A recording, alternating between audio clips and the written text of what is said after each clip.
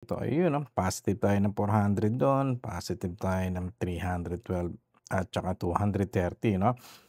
So yung unang, yung mga sinundang trade niya negative, eh, 'no, isang 29.22, isang 27.99 'no. So kailan ba nagsimula itong 470 na 'to, kailan ba una nag-trade yan? Ayun 'no, 10/03/2025 'no.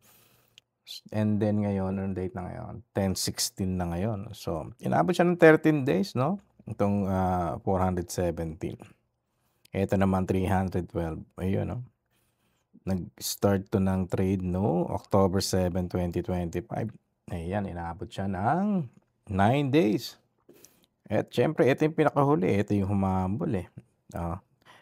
So ito October 13 lang 'to. So makailan lang 'to, 3 days ago lang pala ito. Kasi kung October 13 siya, October 16 lang ngayon 'no. Ganyan din yung hinihintay natin na baka may pumapasok pa uli kasi maganda yung ano, maganda yung chart natin pataas na uptrend niya, eh. Yung trend niya talagang pataas, eh, ayun, oh.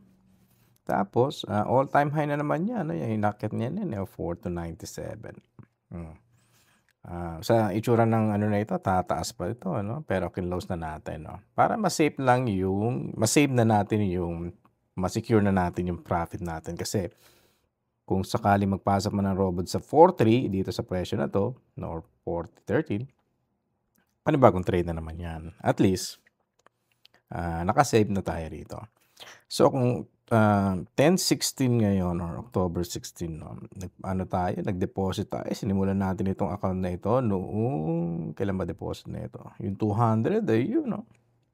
Eto yung 200 nung 296.04 no.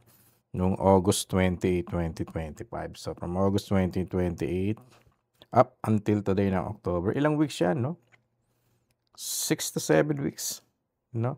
Nag-profit tayo ng 1,291. Ayun, nakalagay naman, eh, 1,291 'no. Hindi na masama 'no. Ngayon, malaki na itong account na 'to para i-trade natin. Pagkatapos ng $2,000 kung mare-reach natin yung $2,000 which is, 300 na lang ang kulang 'no, magdo-double na yung lot size natin. Gano'n 'yang robot na 'no, siya na mag-a-adjust niyan, ang tawag do'n yung martingale. Kung 0.01 yan, yung 'pag umabot siya ng 2,000 na equity natin, na tine-trade natin, mag-o-automatic siyang magsunod-sunod na ng trade na hindi na 0.01 kundi 0.02 na.